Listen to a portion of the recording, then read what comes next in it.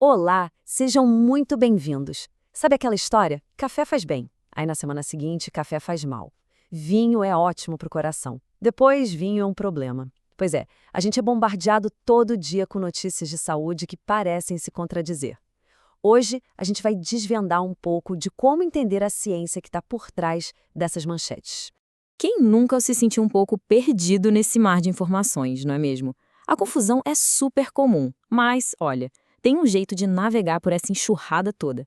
A chave é entender como é que os cientistas chegam nessas conclusões. Eles usam uma ferramenta muito poderosa, sabe? Um campo de estudo que é basicamente a base de quase tudo que a gente lê sobre saúde pública e medicina. E é por aqui que a nossa jornada para a clareza começa. Ok, vamos mergulhar nisso aqui. O nome pode parecer um pouco complicado, epidemiológico, mas a ideia é bem simples na verdade. Esses estudos são, no fundo, investigações feitas com pessoas para entender como vários fatores, sei lá, desde uma dieta nova até a poluição do ar, afetam a nossa saúde. Eles são um verdadeiro motor por trás das manchetes que a gente vê. Agora, o que é bem interessante aqui é a escala. O objetivo final não é olhar para uma pessoa isolada, mas sim entender o panorama geral. É como se a gente estivesse criando um mapa da saúde de uma cidade inteira, sabe? Tentando identificar onde as doenças aparecem, como elas se espalham e quem é mais afetado. Essa visão ampla é que é fundamental para a saúde pública. E para começar a desenhar esse mapa, todo pesquisador se depara com uma escolha. Uma bifurcação bem no início do caminho que vai definir todo o resto do estudo. Essa pergunta, tão simples, é a chave de tudo. É ela que divide o universo da pesquisa em saúde em duas grandes categorias. E só de entender essa divisão, a gente já dá o primeiro passo para se tornar um leitor mais crítico da ciência. Para deixar essa diferença bem clara, vamos usar uma analogia.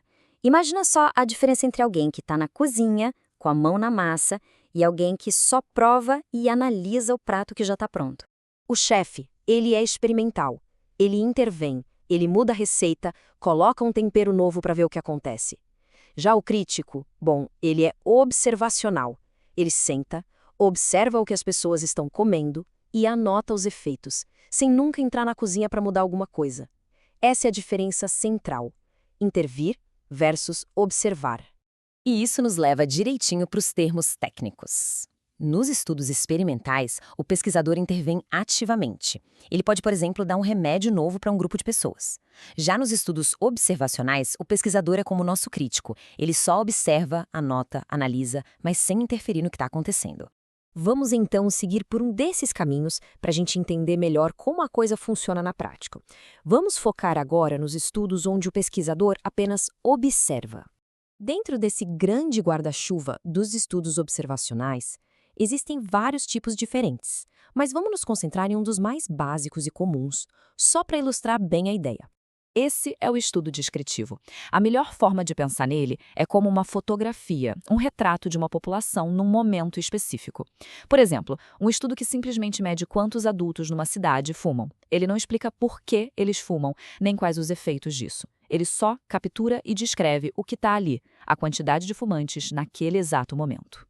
E aqui está o pulo do gato. Um estudo descritivo que mostra, sei lá, que 30% da população de uma cidade tem pressão alta, ele não prova o que está causando isso, ele só pinta o quadro da situação. Mas ao fazer isso, ele levanta perguntas muito importantes. Será que é a dieta local? A falta de exercício? E são essas perguntas que vão guiar as próximas pesquisas, quem sabe até um estudo experimental para testar uma dieta nova. Certo. Então, o que a gente tira de tudo isso? Como é que essa distinção tão fundamental nos ajuda a decodificar as manchetes que a gente vê todo santo dia? Vamos resumir. Primeiro, os estudos epidemiológicos são a base de tudo na pesquisa em saúde. Segundo, a grande divisão é entre intervir e observar, ou seja, estudos experimentais e observacionais. E terceiro, e talvez o mais importante, ter só essa distinção em mente já é como ter uma chave para decodificar as notícias de saúde. Não precisa ser cientista para conseguir avaliar melhor as notícias de saúde. Ao ler uma manchete, a primeira pergunta que pode surgir na mente de um leitor mais crítico agora é: isso veio de um estudo onde os pesquisadores fizeram alguma coisa ou só olharam? A maneira como a gente interpreta a notícia muda completamente só com essa pergunta. E fica aqui essa pergunta final como uma ferramenta. Na próxima vez que aparecer uma manchete sobre os benefícios do café ou os perigos do vinho, a sugestão é parar e pensar: o estudo por trás disso foi um chefe ou um crítico? Eles interviram ou só observaram? Essa simples pergunta é o começo de uma compreensão muito mais profunda da ciência.